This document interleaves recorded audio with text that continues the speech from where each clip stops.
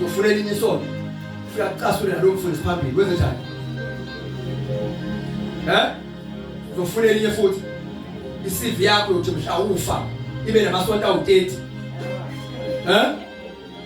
Ngani uyakhubeka nje?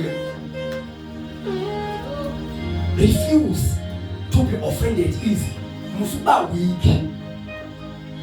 Ezinye izinto ngani ngibhekele.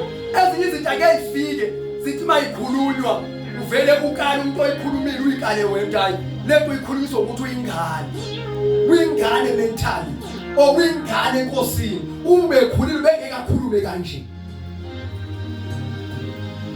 Hayi minute umzalo uphumekile.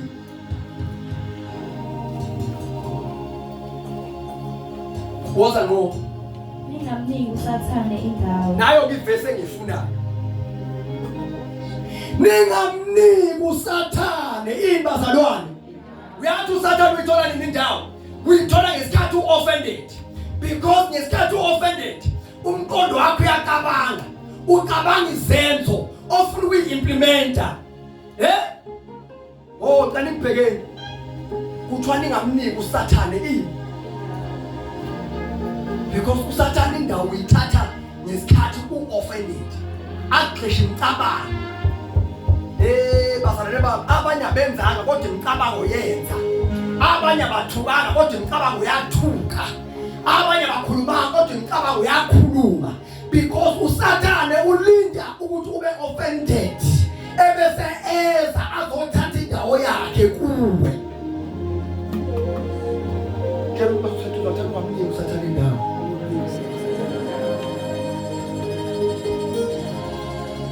Ngesikhathi uoffended, usathane ufika nomqondo wokuthi ziphindeselele. Ngesikhathi uoffended, usathane ufika nomqondo ukuthi cut ties with this person. Ingaphinde bekhonto ehlanganisayo.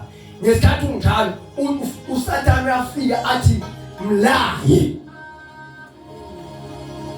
Ningamniki usathane indawo. Indawo ithatha ngesikhathi efika. Asilungiselele isingisi ngoku. Ngesikhathi efika uoffended. Niyazi ukuthi umuntu offended unama evil thoughts.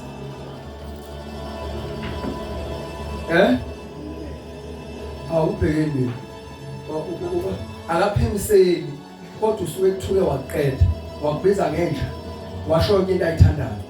Ekusho engaphimiseli. Kodwa ekusho enhlizweni ngoba uoffended ukhubekile. Ngaze ngashumayela kamnandi ngoba amakholwa ayakhubeka. Amakholwa akhubeka azakhubeka phakathi enkonzweni. Azakhubeka ngisho ukuthandaza